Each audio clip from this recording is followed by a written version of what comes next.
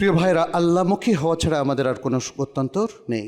পরকালীন প্রস্তুতি সম্পন্ন হবে যদি আল্লাহর দিকে ফিরে আসেন, যদি ঈমানটাকে পরিপূর্ণভাবে শতভাগ রক্ষা করেন, যদি ইসলামের পথে চলেন, যদি ভালো মানুষ হয়ে যান, যদি অন্যায়, দুর্নীতি, পাপাচারকে বর্জন করেন, শিরক কুফরিকে বর্জন করেন, তাহলেই পৃথিবীর শ্রেষ্ঠ জাতিতে পরিণত হবেন।